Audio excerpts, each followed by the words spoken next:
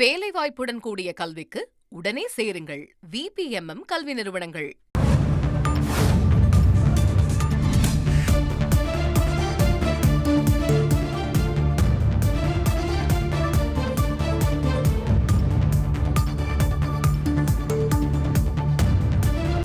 ஒரு மிக முக்கியமான டெவலப்மெண்ட்டாக இந்தியா பாகிஸ்தான் இடையே நேரடியான பேச்சுவார்த்தை நடைபெற்றிருக்கிறது. போர் பதற்றம் நீடிக்கக்கூடிய சூழலில் ஹாட்லைன் இணைப்பு ஏற்படுத்தப்பட்டு ரெண்டு தரப்புக்கும் இடையே டைரக்ட் டாக்ஸ், முதல் கட்டமான டைரக்ட் டாக்ஸ் தொடங்கி இருக்கிறது. இதனது பின்புலத்தை பார்க்கிறோம்.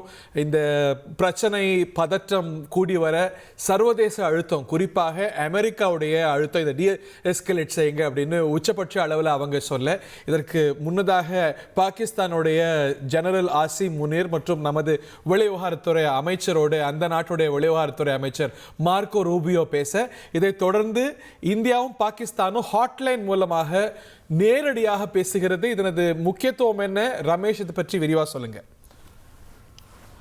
ஒரு முக்கியமான பிரேக்கிங் நியூஸ் வந்து கொண்டிருக்கிறது. இந்தியா மற்றும் பாகிஸ்தான் இடையே ஒரு பதற்றமான சூழல் நீடித்து வரும் நிலையில் இரு நாடுகளிடையே முதல் தொலைபேசி உரையாடல் நிகழ்ந்திருக்கிறது.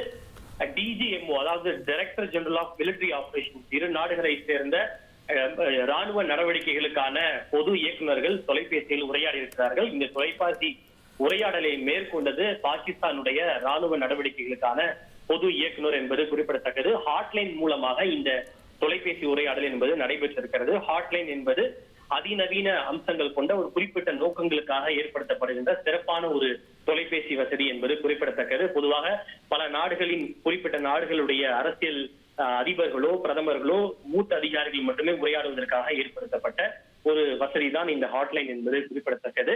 பதற்றத்தை தணிப்பதற்கு பாகிஸ்தான் தரப்பு முன்வந்திருப்பதாக ஒரு தகவல் கிடைத்திருக்கின்றது. இது தவிர இந்தியாவோடு ஒரு பேச்சுவார்த்தையை மேற்கொள்வதற்கும் அவர் விருப்பம் தெரிவித்திருப்பதாக தகவல் கிடைத்திருக்கிறது. இதோட பேக்ட்ராப் என்னன்னு பார்த்தோம் அப்படின்னா, சற்று முன்னதாகத்தான் அமெரிக்காவினுடைய வெளியுறவு அமைச்சர் மார்க்கோ ரூபியோ பாகிஸ்தானுடைய ராணுவ தளபதி ஆசிம் முனீர் மற்றும் இந்தியாவுடைய வெளியுறவு அமைச்சர் ஜெய்சங்கர் ஆகியோரிடம் பேசியிருக்கிறார்.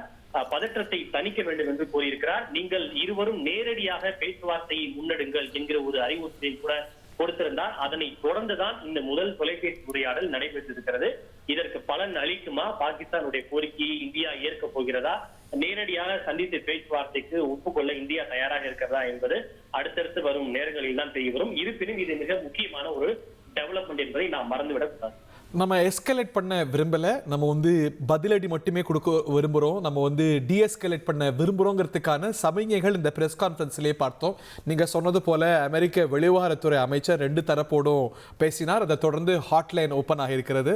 வேலைவாய்ப்புடன் கூடிய கல்விக்கு உடனே சேருங்கள். VPMM கல்வி நிறுவனங்கள்.